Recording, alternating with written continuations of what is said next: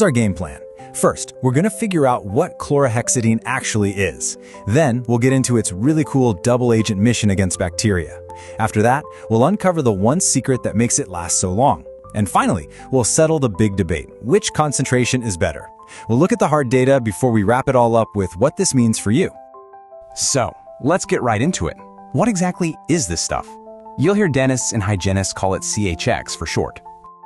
Okay, that definition looks a little intimidating, I know, but it's actually pretty simple. Cationic just means it has a positive electrical charge. Think of it like the positive end of a battery. Broad-spectrum antimicrobial means it's an equal opportunity killer. It takes out a whole range of microscopic bad guys. But the real key phrase here, the superpower, is that strong affinity for binding. And that's going to be super important in a minute. And look, this is not some new fad. For decades, we're talking almost 40 years, CHX has been the benchmark. It's the standard that every other anti-plaque rinse is judged against. There's a really good reason it's earned that trust, and it all comes down to its battle plan against bacteria. And this, for me, is where the science gets really cool. CHX isn't a one-trick pony. It's like a molecular double agent, and it can play two completely different roles depending on the situation. So remember how we said CHX is positively charged? Well, it just so happens that the surfaces of bacteria are negatively charged. And you know what they say about opposites? They attract. This creates this powerful, almost magnetic pull. The CHX molecule literally seeks out bacteria and latches on. But what happens next? Well, that all depends on the dose. This is its dual personality. At low concentrations, it's what we call bacteriostatic. You can think of it like putting the bacteria in handcuffs. It messes with their cell membrane just enough so they can't reproduce, but they're not dead yet.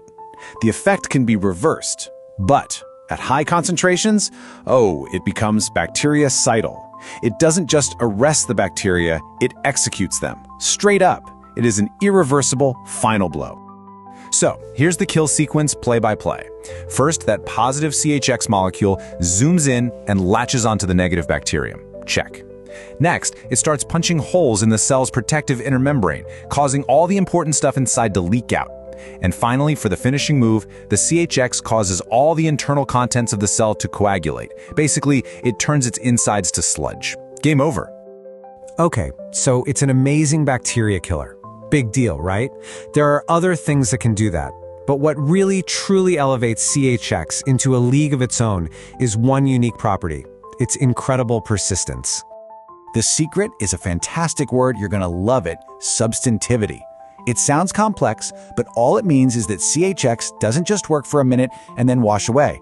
It sticks. It actually binds to your teeth, to your gums, and it creates this little reservoir of germ-killing power that it releases slowly over hours and hours.